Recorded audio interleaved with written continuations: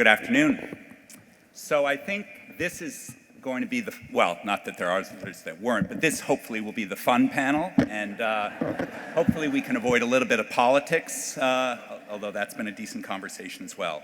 We have with us John Grisham and Michael Lewis. Woo!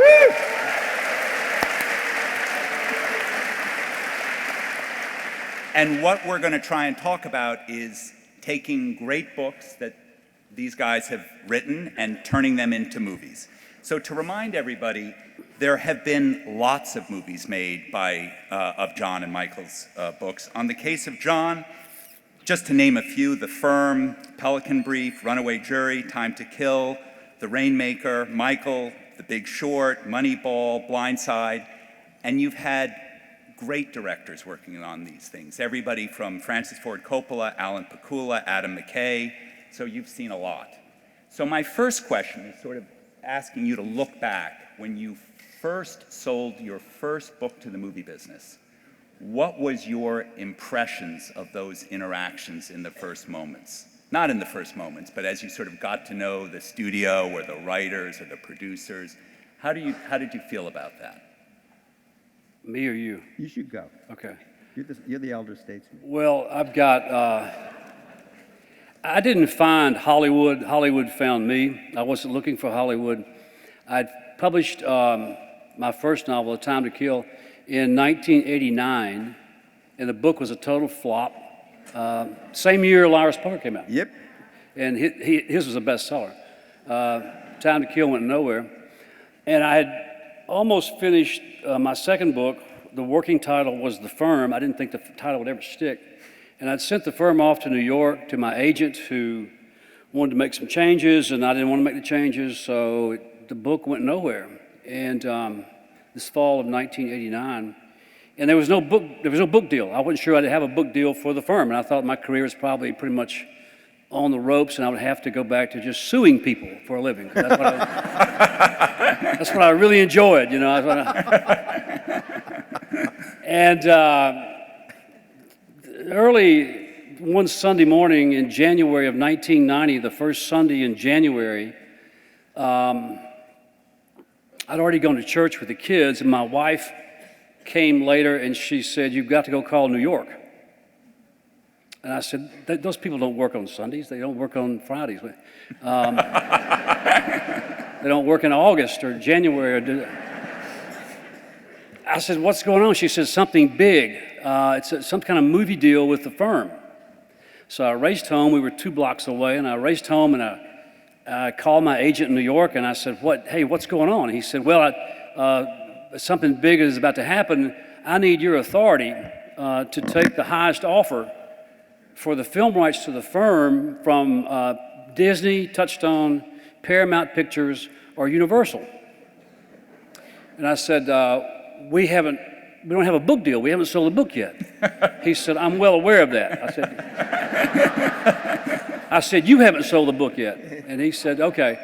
I said, "Well, all right. Well, you know," he said, we have to act fast because these studios are sitting by their phones for the final round of bidding. And the word bidding had a nice ring to it. And I said, "Okay, just for fun, how much money are we talking about?" He said, "I'm asking for $500,000, hope to get $400,000. And I said, "You want my authority to go do that?" And he said, "Yeah." I said, okay, you have my authority to go do that." And I went back to church, and we were in shock, and it was one of those really long church services. It's a Baptist service. We almost skipped and went home, but we hung in there, and it was communion, you know, a guest speaker. My favorite, the baby dedication service, you know, all that wrapped into one. Like to never got out of there. Raced home, and the phone was ringing. And it was my agent. He said, "We sold the film rights to The Firm to Paramount Pictures." And I said, "That's hard to believe."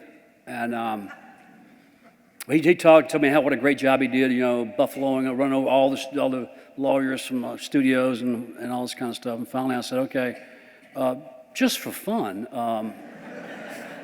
how much money did we get? And he said, 600,000.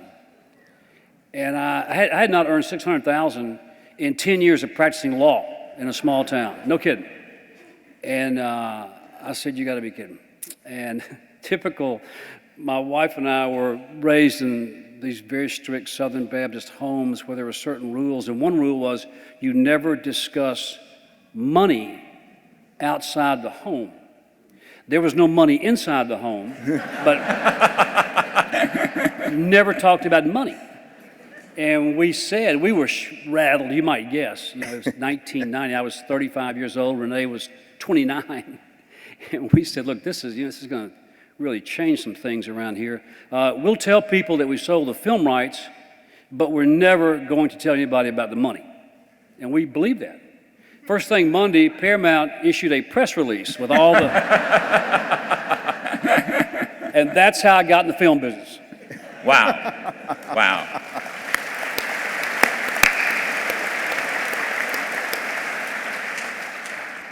What I didn't know back then, the studios had talent scouts in New York in publishing, and these people were supposed to find the hot new manuscripts, and if they found something, they would send a copy. And there was a copy of the firm lying around the copy room at Doubleday. This is long before the internet. And again, Doubleday didn't buy it, then they bought it later. And somebody sent a copy of the 600-page manuscript to a guy in Hollywood who pretended to be my agent, and he ran 25 copies and sent to all the studios and producers, and trying to make something happen. He got nervous when they started calling him back, and one thing led to another, and they finally called my agent. They had a big fight, and they made up. They said, look, something good's going to happen here. Let's be friends. And so they cut a deal and started having the bidding, the final rounds and all that. At the very last moment, somebody said, hey, has anybody talked to Grisham? And that was the phone call. And that's where the writer always is. It the seems writer, to be in Hollywood. That's where the writer stands with Hollywood, yeah. Michael, how about you? So I think of this question, there's like two parts to this. When I first encountered the movie business and when it got real. Yeah. So Liar's Poker came out and it went boom. It was at the top of the New York Times bestsellers 2 weeks after it came out. And I was inundated with, the agent was inundated with movie offers. And I didn't know what that meant. And I just let him do what he did. But I had, in the back of my mind, right before the book had come out, I met my hero, Tom Wolfe. And I had lunch with Tom Wolfe. And Tom Wolfe, I told him that this book was coming out. He says, you're going to get movie offers. And let me just tell you, don't have anything to do with those people. He said, go drive across the country, throw your manuscript into Los Angeles, have them throw a sack of money out, and go as fast as possible in the other direction. And so I took that to heart. I thought, like, this is different from what I'm doing, and I don't want to get mixed up with those people, is what I kind of had in the back of my mind. But I was pretty happily mixed up with those people for 20 years, like magazine pieces and books, and I'd throw the thing in and they'd throw the money out, and no one ever made anything. It was just fabulous. It was just racket, I didn't know why they wanted to buy these things if they were never going to make them. And that was my experience for the longest time. And flash forward to 2003. Moneyball has just come out. Once again, I've thrown the book in, a whole bunch of money got thrown out. But this time they want to buy the life rights of the main character, Billy Bean. And Billy Bean calls me and he says he was kind of irritated with the book when it came out. He made peace with it, but he did not like the publicity. Like, he did not want the attention, and the book generated so much attention in his life. He said, I'm just going to let you know that they're calling me, they want to buy these life rights for the movie, and I'm not going to do it. I'm just not going to do it. And it was your company that was doing this. Michael was running Sony at the time. And I said, Billy, you got this all wrong. They never make the movie. You're never going to get any attention. Thank you, Michael. You're born. You're born to be in Hollywood with a line like that. I said they never make the movie. They just throw the book in and they throw the money out, and then they say they're excited and enthusiastic, and eventually they cease to be excited and enthusiastic, and they never make it. And I started listing all the sums of money I had been, and it was big sums of money, Liar's Poker, I think they paid $250,000 for it. But there was, and I said, it's just amazing. It's a money machine. All you gotta do is sign it, and they'll throw you some money, and they'll pretend to be interested for a little while, and then they'll go away. And for 7 years, he did it it was like an 18-month option. And so there were, 3 or 4 times, he called me. He called me and goes, "You're a freaking genius. He says, I just got another check. I got another check, and it's free. This is fantastic. Thank you for disabusing me of my concern here." And then one day he calls me up, and he says, "You asshole." He said, "Brad Pitt just called, and he says he wants to come over to the house. And he says, the babysitter's putting on makeup and my wife is putting on a dress." And he said, "You said that," and then he said, "He got actually irritated." He says, "You said this wouldn't happen."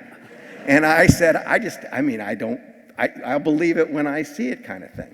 But that's kind of when it started to get real. And so it was, for the longest time, it seemed like this insane industry where no one knew what they were doing. And then all of a sudden it got real, and books started kind of getting made. And that's its own thing. Your book, The Firm must have been made right away. It was easy. The book came out in spring of '91. They started filming in the summer of '92. Yeah. It came out in, which seems impossible now. Yeah. But it came out, Firm, The Pelican Brief, and The Client all came out within a span of 12 months, from the summer of '93 to the summer of '94. And we thought that was normal. Looking back, I haven't had a movie made in 20 years. In the last 20 years, not a single, one Netflix documentary, but no movies made in the past 20 years. It's a different world now. Yeah. How much of a difference did it make to your career that those movies got made?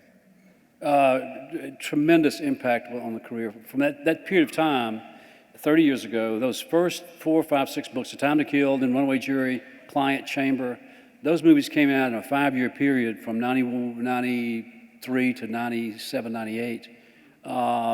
And I was writing a book every year, and it was just a total frenzy. It was easy, and it had a tremendous impact on everything that's happened since then. And today, those movies are still selling books. They're on cable somewhere tonight, being reshot again, reshown again, and they're very popular movies. Yeah. I'll walk through the den just casually and see The Firm and just start screaming and leave the den. I can't take it anymore. The Firm, when The Firm came out in '93, I saw it 3 times in the first week, and I said, "Hey, I've got this. I know how it ends. I know the story. I'm sick of this movie, okay?" And I haven't seen it since then. I've seen pieces of it. I can't go back and read one of my books. I can't go back and watch one of the movies. I have the same feeling about that. Yeah, can't do it. It's funny. And so, leaving aside, now once the movies are getting made, what is your attitude toward the making of them? Because obviously, probably more people see the movie at the end of the day than read the book. Sure. And the question I would have is do you want to get involved in the making of the movie? No. Make sure you want to stay away from it? No. Right after The Firm came out, I got a note in the mail one day, return address in Bangor, Maine. And it's from Stephen King, and I hit the bestseller list. He said, "Welcome to the big leagues." I thought it was pretty classy. That is. So I met Stephen shortly thereafter, and we're still friends a long time ago. And we talked about movies, and he's had 60 some odd movies made from his stuff. Yep. Short stories, books, whatever. No one can touch him. And he's had every experience in the world, from having Kathy Bates win the Oscar for Misery, Yep. to having to file a lawsuit to stop a movie. So he's had everything in between. And so he's been there. And he said, "Look, there are a couple of rules of Hollywood. You just said it. First of all, nobody knows what's going on. That's a fair assumption. That no one knows." And he said, "Number 2, there are a couple of rules. If you choose to deal with Hollywood, there are 2 groups of writers. Those who don't deal with Hollywood, it's a very small group, and those of us who do. If you join the second group, a couple rules: get all your money up front, kiss it goodbye, and expect it to be something different. Yeah. If you don't like that, go join the first group. So I knew that right off the bat. Yeah, this is interesting. This notion that you take the money and then you get upset. Yeah. That I don't understand. I think Right. you either don't take the money or you don't get upset. Right. And the funny thing about this is, the movie industry is a little neurotic on this subject. I think the movie industry would much rather the author be dead. That they don't think you're actually going to tell them anything. They've got the book. You're going to tell them anything that's at all useful, but they know you can cause trouble, and so I've found that in each case, this relationship emerges, and it's them pretending to be interested in what I have to say, to the point where they won't leave me alone. Like, we'd love to talk to you about it. Quite obviously, they don't care what I have to say. So I have to keep things socially pleasant. I have to pretend to believe they care what I have to say.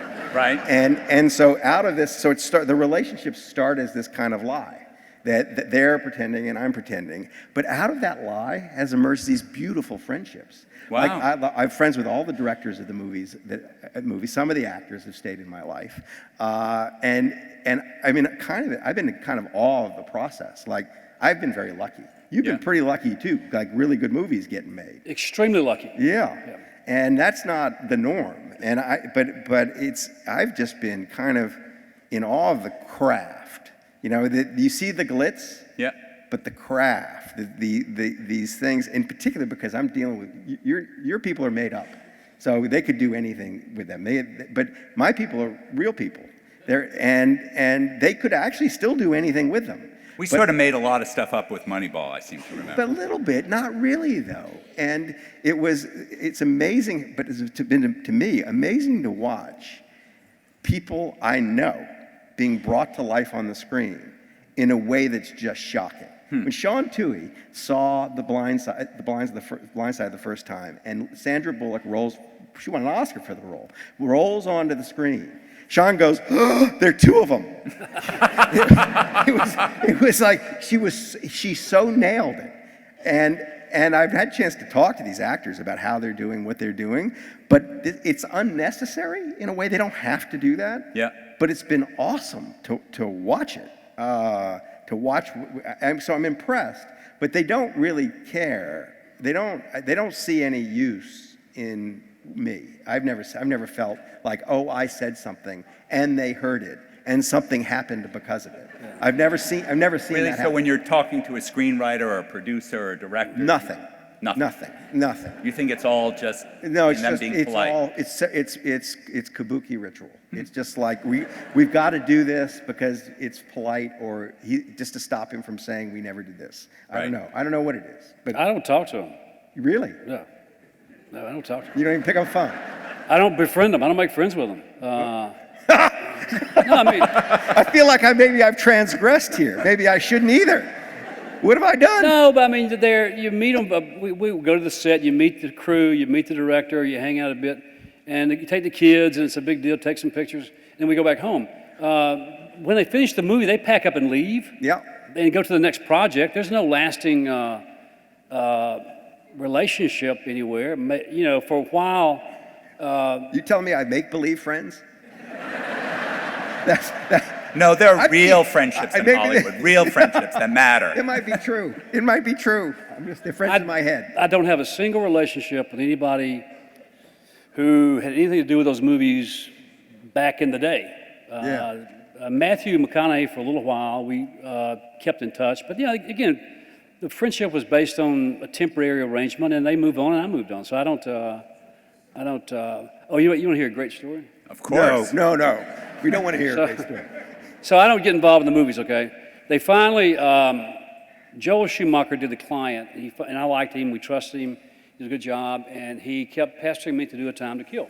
And I had not sold the film rights to A Time to Kill, and by the end, the book was had been a bestseller for a long time. And I said, okay, we'll do A Time to Kill, but I'm going to retain a couple of rights here. I want to be able to have a say-so in the casting of Jake, because Jake is a very autobiographical character. lawyer in a small southern town, blah, blah, blah. And so I said I would at least like to be able to have some input. And so they put together this cast that included Sandra Bullock, Samuel Jackson, Kiefer Sutherland, Donald Sutherland, Ashley Judd, this great cast. They didn't have Jake, didn't have the star.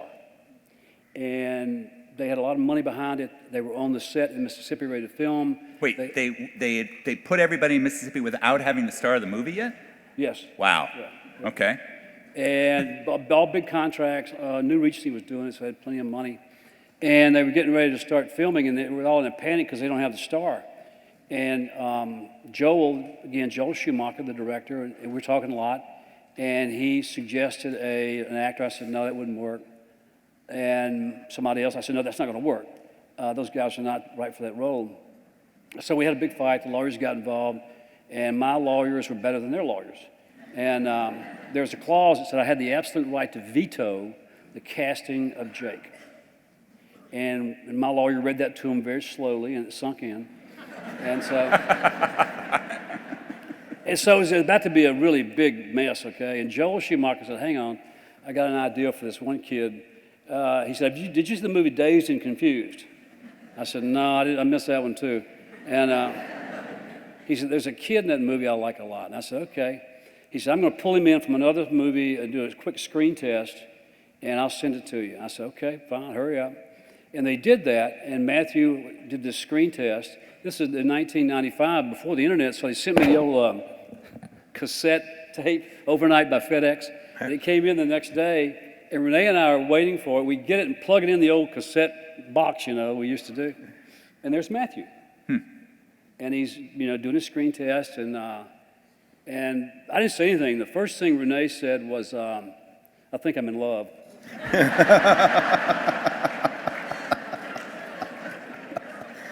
That's how Matthew got the role, and did a great job. And we kept in touch a little while after that. But he's gone on to do other things, and so am I. But I don't talk. I'm not rude to him. I just don't talk to him. Right. Nowadays, many of them, like you said a while ago, the options. Everything gets optioned. But they don't. Usually, they would buy the rights outright for a nice figure and go make the movie. Because they had a lot invested in it. Now they want to give you an option for 2 years, 18 months for $25,000. And so everything's under option and nothing ever happens. Yeah. So we're going through a real dry spell. Got it. So do you have favorites out there? Are there movies, Michael, that, of the ones that were made? Of the three that were made? Which one do you like? Or which one don't you like? So I like them all. I can tell you that So the first one that actually got made was The Blind Side, and Moneyball was kind of right on its heels. But when I saw The Blind Side for the first time, that was my first experience of seeing something I'd written being put on the screen, and that was when I got the education. It's like, a book is 100,000 words, a screenplay is 8,000 words. They're going to cut something, and there's incredible compression involved. And then some embellishment. And in my case, it's embellishing a reality, so that's a little weird. But I remember sitting there with my wife Tabitha watching it for a benefit before it came out. And I was supposed to get up afterwards and say what I thought about it, but I had not been shown anything. And I remember leaning over to her and saying, I don't think I like this. And she said, don't say that. You can't say that. And I said, I'm not an idiot. I'm not going to say that. But as I watched it, I cried, I laughed, I cried again, and I thought, how often does that happen in a movie? It clearly, it packed a kind of punch. And so I had that brief moment where I thought, this isn't exactly my thing. And I realized what I was doing when I was watching it. What was working, when it worked, I took complete credit for it. Oh yeah. I did that. Complete. I did that. And when it was a little treacly, I felt it didn't work. They screwed it up. And so I was doing that game. And I stopped. The minute I realized I was doing that, I just stopped. But do I have a favorite? If you said, I actually happy with all of them. And The Blind Side we got to talk about because it's generated enormous controversy. Yes. But that's been the most. You want to talk about that? Yeah, totally. Okay. We can get into that, but the success of it generated controversy. Right. Generated $300 and something million at the box office, and the kid it was about thought he deserved a lot more money than he got, and that was the beginning of the problem. But we'll come back to that. I think the movie that's likely to stand the test of time is Moneyball. It's the one, you have this, you know, when you walk through the room and you see the firm, you say, I don't want to see that anymore, I know how it ends. I have the same feeling with mainly, but every now and then I'll see like Moneyball and I want to watch it. I like it that much. There's something about it that it's enduring. But they're all nominated for Oscars. Right. I mean, these are not suck movies. These are good movies. And I felt, and they have enormous effects on your career. Yeah. It changes your relationship to the audience. I say this about the one thing, the Blind Side has a special place in my heart because no one read the book. The book was the worst performing book I published. It kind of nipped the bottom or the middle of the New York Times bestseller list and went away. And and we thought we didn't know what we had when we came. It was a weird book to publish because it was a chick flick inside of a football book. And it kind of fell between two stools. And we thought when we were selling it that the publisher thought, wow, you know, you're going to tap into the evangelical Christian market and you're going to sell 2 million copies. And we put, unfortunately... Which is sort of what happened with the movie. Which happened with the movie. But with the book, it was The Blind Side and the subtitle was Evolution of a Game. Oop. And Christian booksellers wouldn't stock it. And because of the word evolution was on the cover. Wow. And also, I think any decent evangelical Christian, when they read my work, smells a rat. They're like, no, he's not one of us. And so I couldn't pull that off, you know. But the movie, even though they were even more rat-like than I was, the movie people, they're you know, if you put an evangelical Christian in a room with me and one of these movie people, they'd pick me. Yep. The movie somehow got to that. And I can't go, if I'm in Red America, if I'm in Oklahoma, if I'm in Mississippi, and I say, oh, I wrote the Moneyball or Big Short, nobody knows. But if I say I wrote The Blind Side, I don't have to pay for my meal. I mean, it's just like that movie hit people that I have trouble reaching. Yeah. And I love that. I love that. I wouldn't want to lose that. Right. Wow. And John, do you have a favorite? Yeah, all you can hope for when you sell film rights is when you get rid of it and you select the person you want to deal with if you're lucky. You just want them to remain true to the spirit of the story, knowing they have to make a bunch of changes. And all I've asked for is you guys stick to the story. Don't give me something really different because the story works. The story's been proven to work in the marketplace. It's sold a lot of copies. It has a following, so just stay true to the material. Francis Ford Coppola wanted to do Rainmaker, and I was honored, and I met him, and we had a nice conversation, and he signed it. He said, I'm going to stick to the material. I love the story. And I said, okay, great. We're off to a good start. And he said, I want you to write the screenplay. And I said, I don't know how to write a screenplay. And I've never done that before.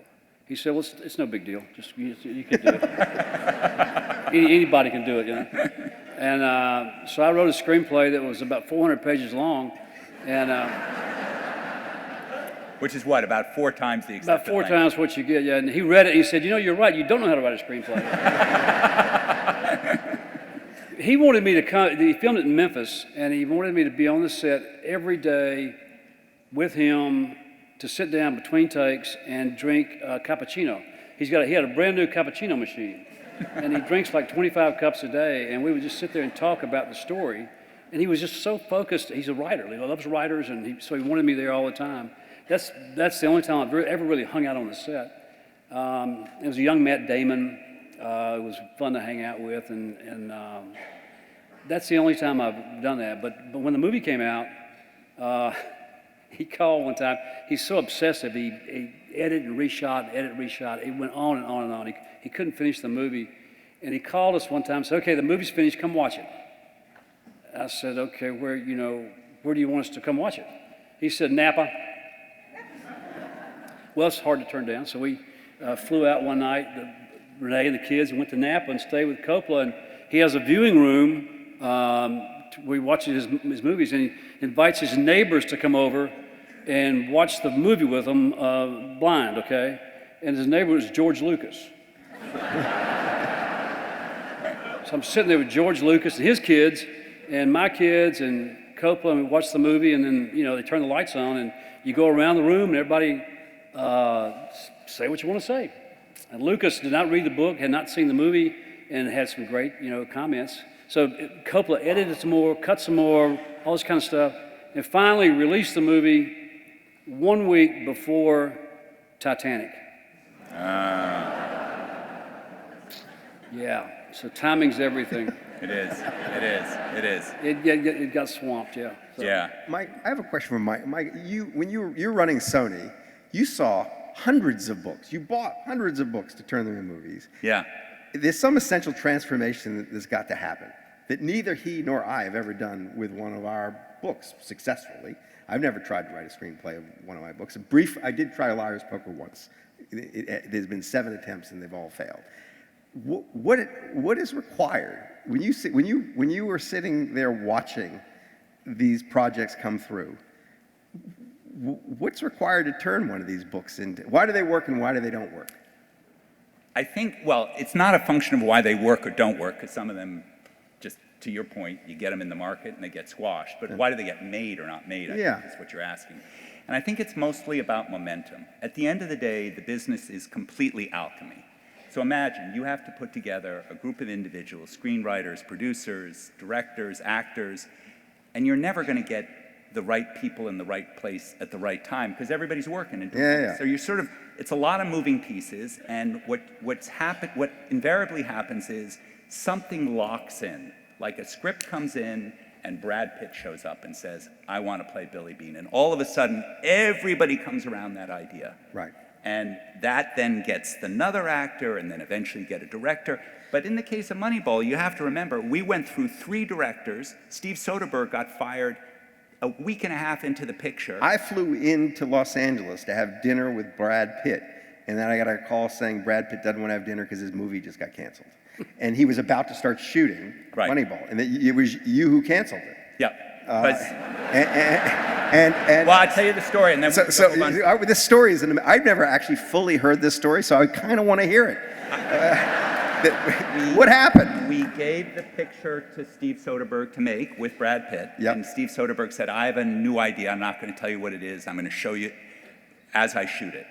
And I had just broken my shoulder. I was sitting at home, and Amy Pascal, who was running the studio, called me up and said, we have a serious problem, and I need to come over and show it to you. And what Soderbergh had done is he had spent $7 million to shoot a bunch of old-timers in real time, and he insisted that it be 20 minutes long as the opening of the movie before we even got into the Moneyball part of it.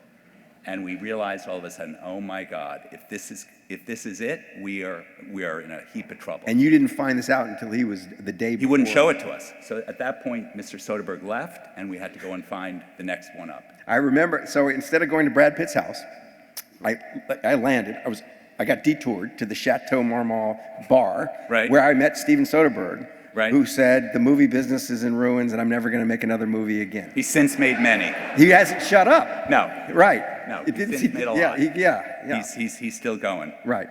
So before we go on to Blindside, so what is the worst experience you've had when it relates to Hollywood? John, do you have one that just sort of epitomizes it, leaving aside law? Maybe it is a lawsuit. Or was everything? Nothing terrible. No?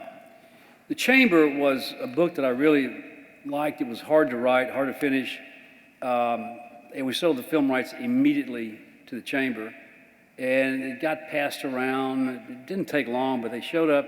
They showed me a screenplay of the Chamber, the first draft. And they always show me the screenplay because they want me to love it. And they want your notes. Don't you love to get notes? And you give them a bunch of notes, and they just ignore the notes. They're not going to listen to you. A pattern is emerging here. Yeah, they don't pay for the notes. Yeah. The screenplay was so bad, and I've read a lot of bad screenplays since then. There are a lot of bad ones out there. And this thing was awful, and I sort of got angry, and so my notes were really, really pointed, and to the point where they were sort of insulted about what I said, and they sort of dug in and said, well, you know, look, Mr. Smartass, you're just a writer. We know how to make movies, and you don't. Right. And they stayed with that script. And I bowed out real quick, but I said, if you guys make this movie, you're in big trouble. And it was Gene Hackman on death row. It was really, you know, it had such potential. They made the movie. I never said a word to any of them. And once the movie was over, they realized how bad it was. And they sent the movie to me to watch, just me. Renee and I went to the... What, like a disc or a cassette or something? Whatever they had back Right, then. What right, year right. was it, 1995? But not in a theater. Yeah, it was in a theater. Yeah, We was in a theater. During the day, nobody else was there but Renee and I.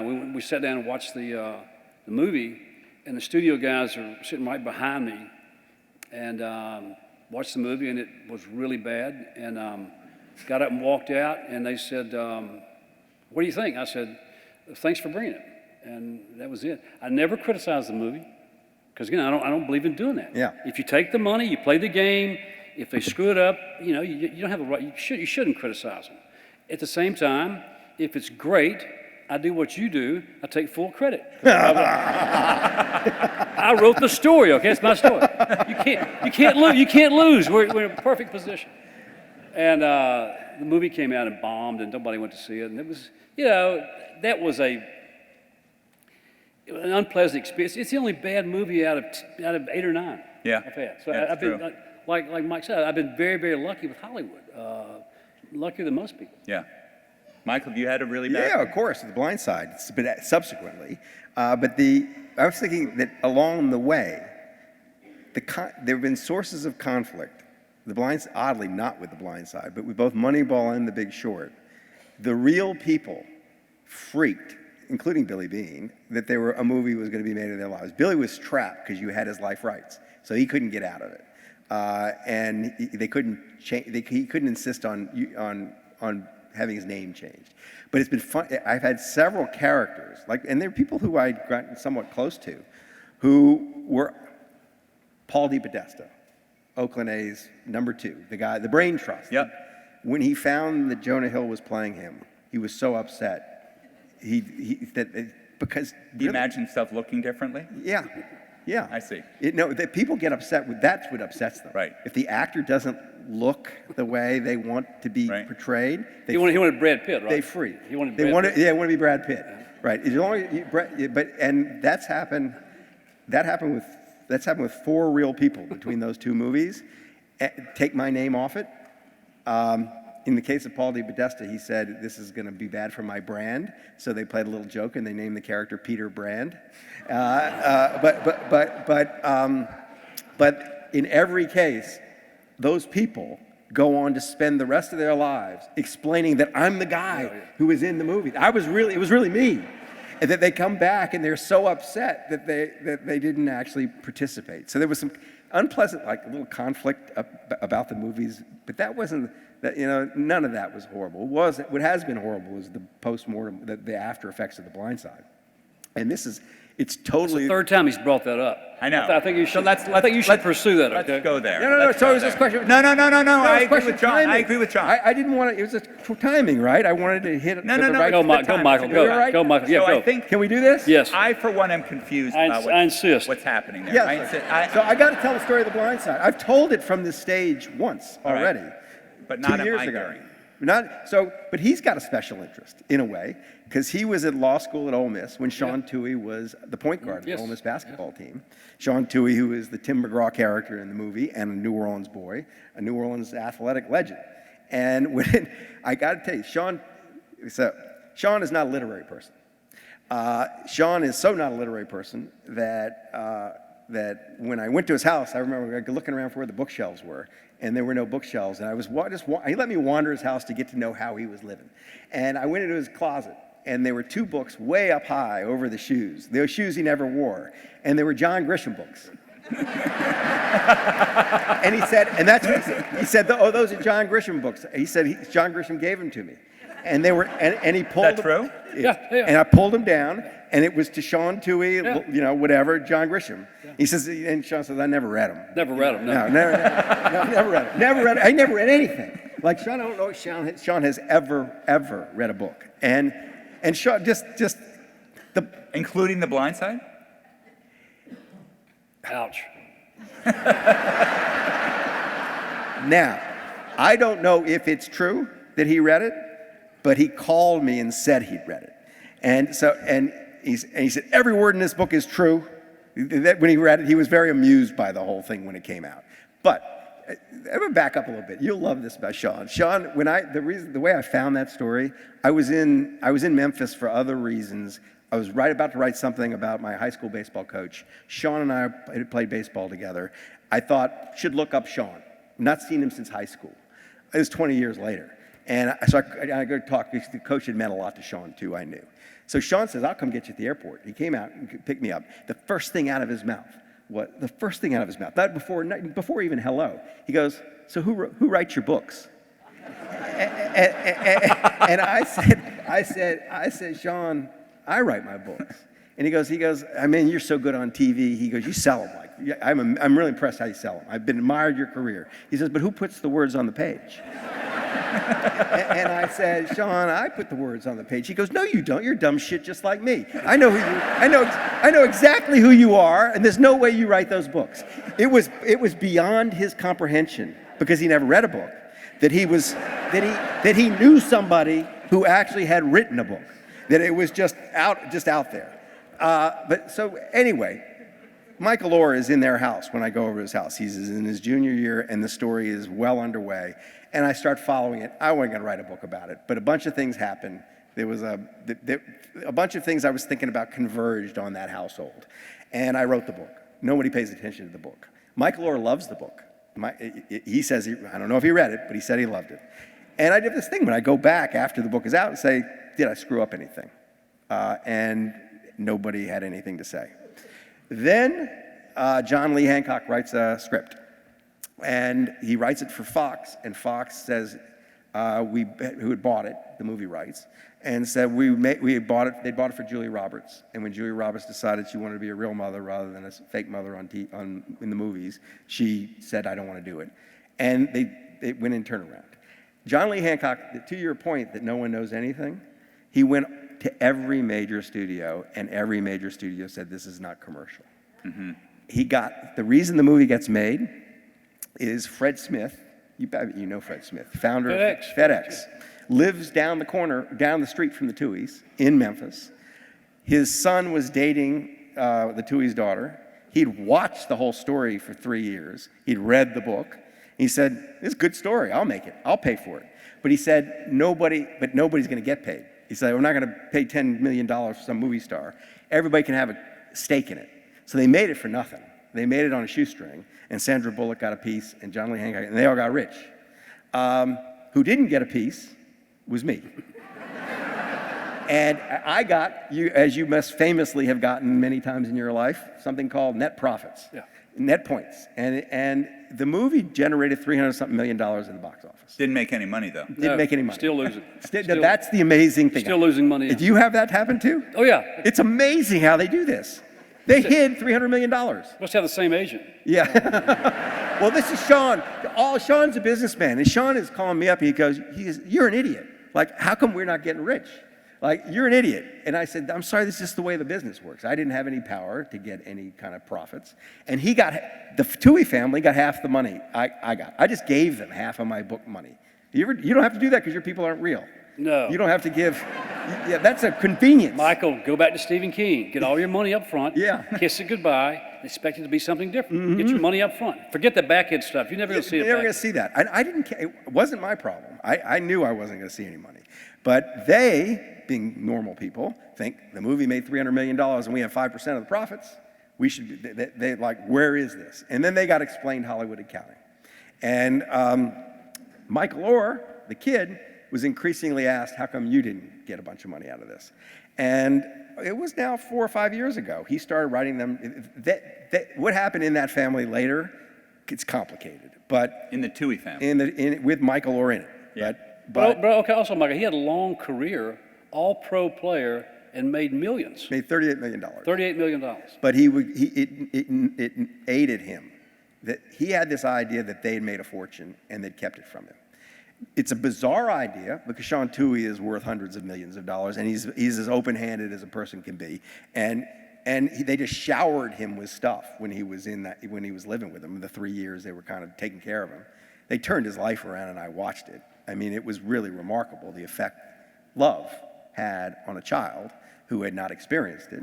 Right. It was something got inside Michael Orr's head that said he was being stiffed. And you know what? If you ask me what it was, I think the way he was raised is such a destitute environment, and he was one foster home after another. I think food in your mouth was food out of his. I think he lived in such a zero-sum environment for so long that he saw this as he started to see this as zero-sum, and someone got something and he didn't get anything.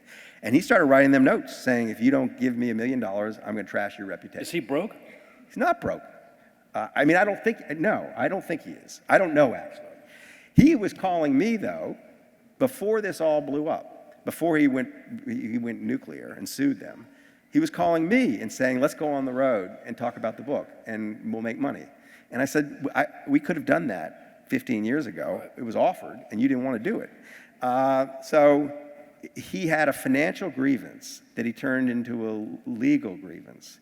And then what was interesting, this is where it got ugly. Up to this point, I thought, this is sad, this is happening. Being the South and being how messy they are in the South is, I thought no matter what happens now, it's all going to work out. There's love there, and this is sad, but she, especially Leanne, just loved him like a mother, and he still calls her mom. I mean, it's crazy. And I thought this will just blow over. But what happened was, it fed into a media narrative. That there was a slice of the population, and it was blue America, not red America, that didn't want to believe that a white family could have done this for a black family, and it was just without some sort of exploitation of self-interest. And he fed that narrative and started to retell his story in a way that was completely fabricated. I mean, I watched the story. And to what end, where this all ends up, I don't know. But it's still an active lawsuit. It's still an active lawsuit, but the judge keeps asking questions like, I mean, what did they didn't? We know they didn't make any money out of it because they got half of the money I made, and I didn't make any money out of it. So it's like I know there's no money there. They're looking for something that doesn't exist. The latest round of it was the judge just a few weeks ago apparently asked Michael Orr's the Tuohys how much money I paid them for the story, and so in the first place, I just don't do that. Like, you just don't pay people for their stories. But the second place, the story had no value when I walked into it. Like, nobody cared about them. Nobody was paying attention to this. The book didn't sell. My publisher thought I was insane when I told them what I was going to do in the first place. So everybody's coming back from the outcome and saying, oh, this must have been this calculated money-making thing. And Sean Tuohy must have made a fortune off of this in collaborating with his high school friend, Michael Lewis. And it's sad. It's sad because I watched something, it was really beautiful. A good thing got turned into a bad thing.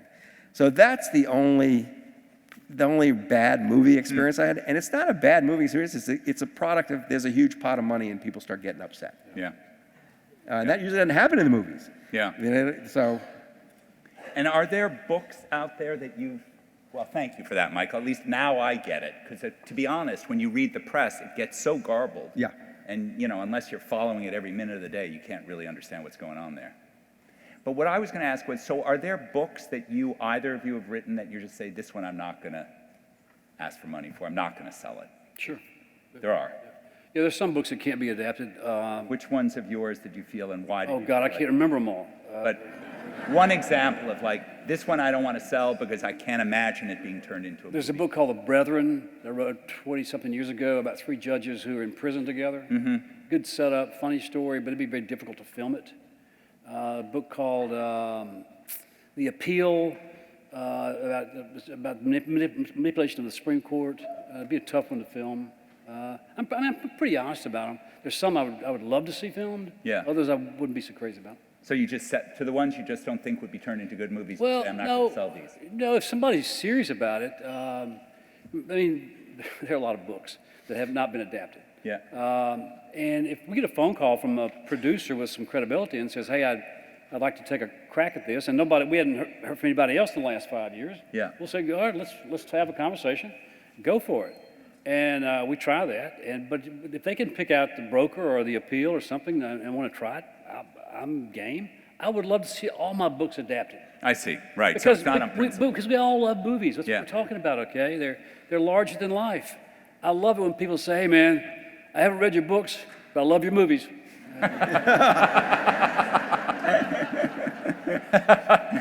It's funny, I get that all the time, You know what? too. And people don't think of it as an insult. No, no. No? They're clueless, and I always say thank you. Thank you very Yep. much. Thank you. Thank you. Thank you. It's all part of the deal. Please leave me It's all alone. part of Thank the you. deal. Please. Please go away. Thank you. So let me pan out or back a little bit. And when I looked at both of your works, I tried to find stuff in common. And one of the things, at least from my end of it, that both of you seem to be concerned about is sort of the corruption of institutions in America, or the possibility that they'll be corrupted. You know, whether it's the courts, or it's the financial systems, or it's Major League Baseball, which maybe is corrupted by people who are doing too much quantitative data analysis or not enough, or whatever it has. Is there something, because you're both from the South, you mentioned earlier a little bit about the chaos of it all, is there something about the South that creates this concern or this interest in institutions that over time seem to have issues? Or do you think that's just a coincidence? No, not for me.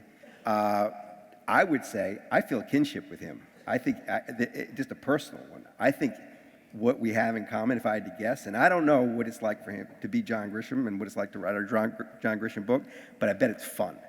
That he gives such pleasure to the reader that I assume he's getting pleasure out of doing it. Mm-hmm. And this is very different from the writer who's miserable and agonizing and doing it because they got something wrong with them that they need to sort out on the page.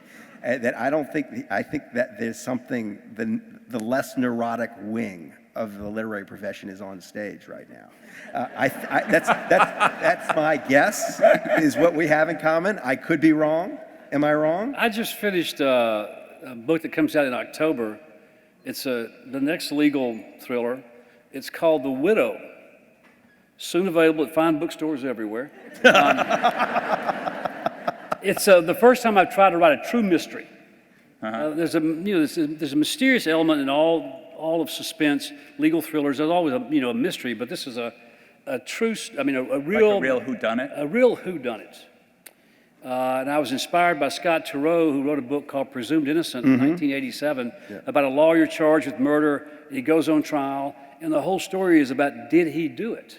Yeah. And it's a classic book. It really inspired me to finish my first novel. And Scott and I have been friends for a long time. And I've always wanted to do that. So it's a story of a small-town lawyer who gets caught up in some things, and he goes on trial for a murder. And it's just a question of, did he do it? And I cannot remember having so much fun for the past 6 months writing that book. It was just I hated it when it was over. Right. Now, the book before that was a nonfiction book about wrongful convictions called Frame that was a misery to write, okay? It's really sad stories, tragic stories about 10 cases of wrongful convictions. And I was so glad when it was over, glad I wrote it. I'm done with nonfiction, though. Yeah, but you get pleasure out of fiction. Yeah, I get a lot of pleasure out of fiction. I still love to write the stories. I still love to put together the plots and the characters and the suspense. And, after having too many books, it's still a whole lot of fun. Yeah, I feel the same way, but it's about nonfiction. Yeah. And it's when I'm in it, I don't want it to end. Like when it gets going, I just don't want it to stop. Do you know what's next? Do I know what book is next? Yeah. I published one 2 weeks ago, and so the way I work is I can't sit in a study and think, oh, that's the book I want to write. I got to go out and wander and talk, and so I know I'm going to Washington and following this tornado called Elon Musk around the federal government and see what has actually happened in the last couple months. That might lead to something. Maybe something will show up in your text chain. Yes, yeah. I've gotten very interested in commercialization of college sports. I'm going tomorrow to drive up to outside of Baton Rouge to see the #1 ranked sophomore in high school quarterback, who people are already throwing in the country, who people are already throwing huge sacks of cash. 15 years old. 15, yeah. And his parents were bewildered. They don't. It's just like it's a new thing. It's like the money. Where does it end? Like, are we going to be farming 8-year-olds kind of thing? That combines with I think there's a great book in quarterbacks at some point. And the thing that interests me the most is how hard they are to predict. Like that, gazillions of dollars have been thrown into the process of evaluating college quarterbacks by professional teams, and they still don't know who's going to be good. And that there's something about the position that you could do something with. So, I have, at any given time, I got like 30 little folders in my office things that might catch fire, and I never know what's going to quite catch fire. Weirdly, I don't really want to talk about what it's about, but it's weirdly, the next thing I'm going to write is a one-man play. And I've got a theater and an actor and a director or a dramaturg. I just learned what they were. And I'm going to try my hand at writing a piece of theater, and we'll see how that goes. But I don't know. I don't know completely what's next. I'm selling a book, and I love the idea about the money in college sports. Yeah. It's such a great topic, and we're all bothered by it. Most of us love sports and love college sports, and the games are still fun to watch. But we saw. My wife and I go to a lot of basketball games at Virginia and North Carolina, and we saw Duke play the other night at Virginia. Their payroll on the floor is $10 million. Yeah. Wow. And their star, Cooper Flagg, who is fantastic, is getting rumored to be getting 4.8 as an 18-year-old freshman. Yeah. And that's not sustainable, okay? But it's still fascinating. Now, that kind of gives you a bad feeling. It's not fun to think about buying players and poaching players from different teams, but the games are still fun to watch. Yeah. We'll watch tonight. So tonight, what might happen tonight, Tennessee's playing tonight, I think, or tonight, tomorrow night, and what might happen tonight, this circle back to the movies, is there is a guard on the Tennessee basketball team who's 8 assists or 10 assists away from breaking the NCAA record, or the SEC record for assists in a career, and the person whose record he would break is Sean Tuohy. Really? Wow. Sean Tuohy still holds the assist record. Wow.